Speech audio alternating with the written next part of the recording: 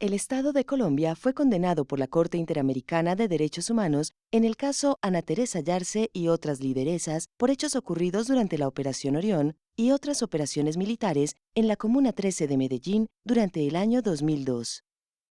Para iniciar, aclaremos que ni la Comisión ni la Corte Interamericana pueden abrir un caso abstracto por violaciones masivas de derechos humanos, sino que deben hacerlo por violaciones concretas a víctimas individualizadas. El proceso que a continuación se explica trata de las violaciones múltiples sufridas por 5 lideresas durante la Operación Orión y otras operaciones militares. Los trámites iniciaron el 25 de octubre de 2004 y concluyeron con sentencia condenatoria contra el Estado de Colombia el 22 de noviembre de 2016. Las 5 lideresas son Ana Teresa Yarse, asesinada el 6 de octubre de 2004, Miriam Rúa, Luz Dario Ospina, Mary Naranjo y Socorro Mosquera. Entre los años 2004 y 2005, el grupo interdisciplinario GIDH presentó ante la Comisión Interamericana de Derechos Humanos en Washington, Estados Unidos, 9 casos que ejemplificaban las múltiples violaciones durante la Operación Orión y las otras operaciones militares del año 2002 en la Comuna 13. Entre estos casos, había 3 que denunciaban las violaciones a las lideresas. En sus casos, se le solicitaba a la CIDH que declarara al Estado de Colombia responsable internacionalmente por la violación de los siguientes derechos reconocidos en la Convención Americana sobre Derechos Humanos: vida, libertad personal, integridad personal, propiedad, circulación y residencia, asociación, familia, niños y justicia, así como por la violación a la Convención Interamericana para prevenir, sancionar y erradicar la violencia contra la mujer o Convención de Belém do Pará. Además, se solicitaba a la CIDH declarar que el Estado de Colombia había violado la prohibición de suspender derechos fundamentales durante un estado de excepción. La respuesta del Estado fue similar para los 9 casos, coincidiendo en 3 puntos. Primero, que el trámite internacional no se podía iniciar porque las víctimas no habían agotado los recursos judiciales que tenían en el país. Segundo, que las operaciones militares se habían realizado conforme a la Constitución política y a la ley. Y tercero, que en las violaciones denunciadas no habían participado miembros de la fuerza pública. El principal problema de la justicia internacional es su retraso procesal, que ocasiona que un trámite dure hasta más de una década. Lo primero que aprueba la CIDH después de una denuncia es el llamado informe de admisibilidad. En nuestros casos, fueron aprobados 2 informes el 27 de febrero de 2007. El informe número 307 sobre Miriam Rúa y su familia y el informe número 407 sobre Luz Dario Ospina y su familia. El 23 de julio de ese mismo año se aprobó el informe número 4607 sobre Teresa Yarse, Mary Naranjo, Socorro Mosquera y sus familias. El 12 de marzo de 2008 se realizó en Washington, Estados Unidos, una audiencia pública solicitada por el GIDH para presentar una testigo común y solicitar la acumulación de los 3 casos.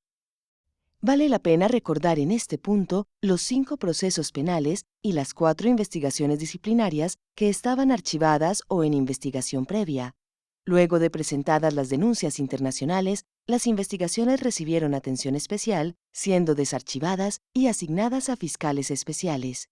Durante los años 2009 y 2010, fueron condenados 2 paramilitares del bloque Cacique Nutibara de las supuestas Desmovilizadas Autodefensas Unidas de Colombia, AUC, como responsables del asesinato de Teresa Yarse y del desplazamiento de Mary Naranjo y Socorro Mosquera. Durante los años 2011 y 2014, fueron condenados otros 2 paramilitares por el desplazamiento forzado de Luz Dario Ospina y su familia. En el año 2010, la CIDH acumuló los casos de las 5 lideresas en uno solo, para que siguieran un mismo trámite bajo el nombre de Caso Teresa Yarse y otras, Comuna 13. El Estado de Colombia negó toda responsabilidad en los hechos y se opuso a la acumulación de los casos desde ese momento hasta la terminación del proceso, bajo el argumento de que no había ninguna relación entre ellos. Durante los siguientes 3 años, el Estado y los peticionarios presentaron varios escritos. En noviembre de 2013, la CIDH aprobó el informe de fondo número 8613, es decir, el informe final, en el que declaró que encontraba al Estado de Colombia responsable por la muerte de Ana Teresa Yarse y la violación múltiple de derechos humanos de las lideresas y sus familias en hechos ocurridos durante las operaciones militares en la Comuna 13. Se declararon violados todos los derechos reclamados reconocidos en la Convención Americana sobre Derechos Humanos y la Convención Belém do Pará, pero la CIDH no se pronunció sobre la violación de derechos fundamentales en estados de excepción. La CIDH recomendó al Estado que reparara integralmente a las víctimas y le dio un plazo de 6 meses para cumplir sus recomendaciones.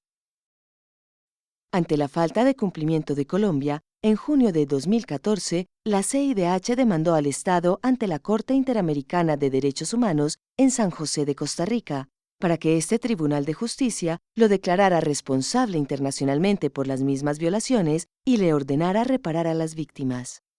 En septiembre de ese mismo año, el GIDH presentó el escrito de solicitudes, argumentos y pruebas llamado ESAP, que es algo así como la demanda de los representantes de las víctimas, solicitando igualmente a la Corte que se condenara al Estado y se le ordenara ejecutar reparaciones precisas.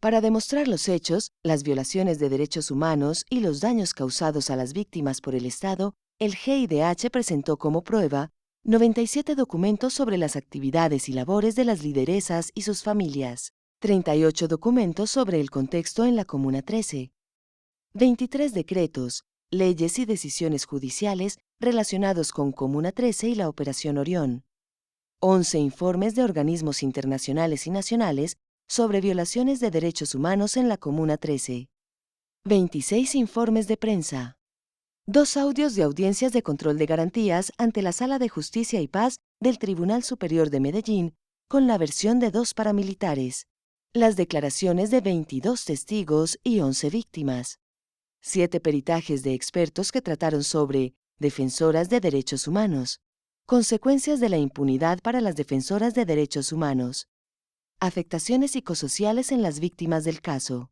desplazamiento forzado intraurbano, reparación administrativa y reparación judicial, suspensión de derechos en estados de excepción, procesos de desarme, desmovilización y reinserción de los grupos paramilitares.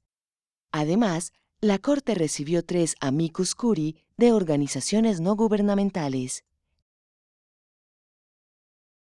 En enero de 2015, el Estado de Colombia presentó su defensa, negando toda responsabilidad en los hechos y las violaciones cometidas en la Comuna 13 durante los años 2002-2004. De los argumentos de la defensa del Estado, vale la pena destacar 3 puntos. Primero, que como Colombia está en un proceso de paz, la Corte no debería conocer del caso. Segundo, que como el asesinato de Teresa Yarse había sido finalmente investigado y los 2 paramilitares que lo ejecutaron fueron condenados penalmente, no se le podía condenar por la violación del derecho a la vida de Teresa Yarse. Y tercero, que como en Colombia existen supuestos mecanismos de reparación, que en caso de ser declarado responsable, la Corte no debía ordenar reparaciones, sino remitir a las beneficiarias y sus familias a que hicieran el trámite interno de la Ley de Víctimas. El 26 de junio de 2015 se realizó la audiencia pública ante la Corte Interamericana en San José de Costa Rica para escuchar testigos, peritos y los alegatos de las representantes de las víctimas, del Estado y de la Comisión Interamericana. La sentencia de la Corte Interamericana se aprobó el 22 de noviembre de 2016. La Corte decidió que el argumento del Estado por el cual no debía tramitarse el caso, debido al proceso de paz, no era admisible y por consiguiente continuó con el trámite. Asimismo, no aceptó la teoría de que por haber investigado el crimen de Teresa Yarse, no fuese responsable de su muerte. La Corte declaró al Estado de Colombia responsable por la violación de los siguientes derechos reconocidos en la Convención Americana sobre Derechos Humanos: derecho a la vida de Ana Teresa Yarse, integridad personal, libertad personal, circulación y residencia, propiedad, derechos del niño, derecho a la familia, derecho de asociación, protección judicial y garantías judiciales, así como responsable de la violación al artículo 7 de la Convención de Belém do Pará.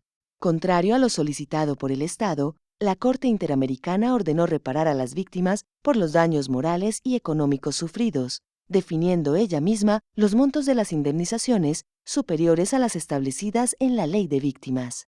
Además, ordenó al Estado continuar con las investigaciones por desplazamiento, publicar un resumen de la sentencia, realizar un acto para reconocer responsabilidad, brindar tratamiento en salud física y mental a las víctimas y realizar un programa o curso sobre el trabajo de las defensoras y defensores de derechos humanos en la Comuna 13. Para conocer más sobre el caso de Ana Teresa Yarse y otras lideresas, visite nuestra página web gidh.org.co o las páginas de la Comisión y la Corte Interamericana de Derechos Humanos.